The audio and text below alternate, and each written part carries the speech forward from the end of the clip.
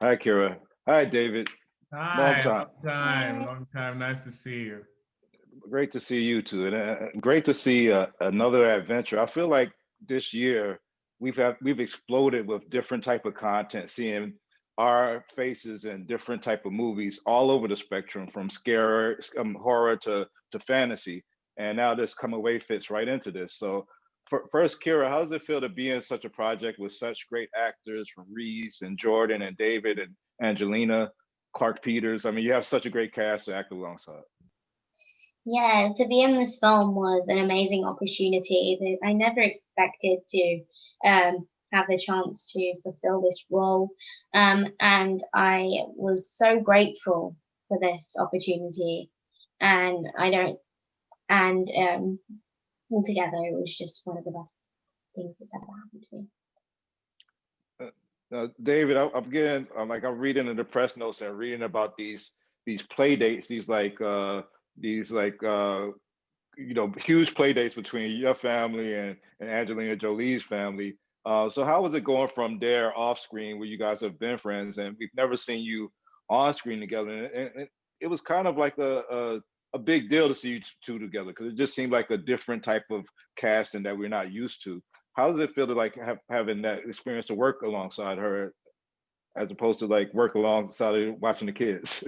Yeah, I mean that's one of the ways it came about. You know, her family, she has 6 kids, I have 4, and ours, both of our families are diverse families. You know, they're not just white, they're not just black, they're that and everything in between. And that's one of the things we really celebrated and celebrate about our families. And so when this film came along, it became an opportunity to showcase that, but with these incredible and iconic stories in an organic way that wasn't tied to race. And the wonderful thing about both Alice in Wonderland and Peter Pan is that they have universal themes that all of us can relate to. And I'm sure you and I grew up loving those fairy tales and those stories, but not really seeing ourselves reflected in them. And you know, we are at a time in history where thankfully things are finally opening up, and you know, we're going to embrace that. We're going to dive in and we're going to right some of these wrongs when it comes to representation, because we love these stories too, and therefore we should be reflected in them. The bustle of London held an edge of mystery in our minds. We knew our father had a life before us, but what that life had actually been, we could scarcely imagine. Have you seen your dad? No. The boss? I've needed to stay away. How is he? He's still the boss, isn't he? Have you ever thought of coming by for old time's sake? We both know I can't. How's the rest of your family? My eldest son will soon be leaving for Bristlemoss. Oh, will you look at that? You must be proud. Yeah, suppose I am. My own boy. Bristlemoss. Who'd have thought it, eh? I should get him something. Boy deserves a gift for an accomplishment like that, doesn't he? And you also on as a producer in this film, and I'm wondering. I know we've seen the criticism of Kavajane playing Alice, and we've seen the criticism of Idris Elba playing Heimdall and Thor.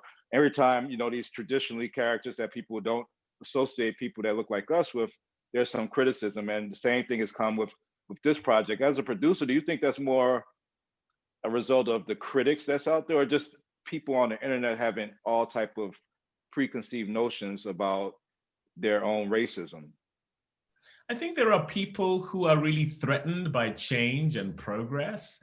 And all of those characters you've just named there, they're not historical figures. They are fictional figures. I mean, imagine being upset about a Marvel character being any race. Imagine being upset that a stormtrooper is black or a mermaid is black in terms of the Little Mermaid. I mean, when you really break it down, it makes no rational sense, you know, and so it's something a bit more insidious is going on there. But, you know, that doesn't mean that we're not going to have Kamala Harris as a vice president. It doesn't mean that we're not going to showcase ourselves in these fictional, fantasy, fantastical family movies that are universal and should be seen by anyone and everyone through the lens of anyone and everyone.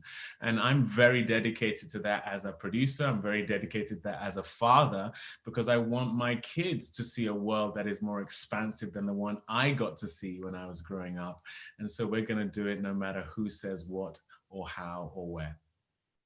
Well, David, Keira, David, you know, we've been friends from the beginning, so I'll keep on following everything you do on screen or behind the camera. I'm a fan of you and Keira. I'm a new fan of you. So thanks for this excellent project. Can't wait till everybody sees Come Away, and can't wait to see whatever you guys do next. So thank you. Thank you so much for Thank having us. you. And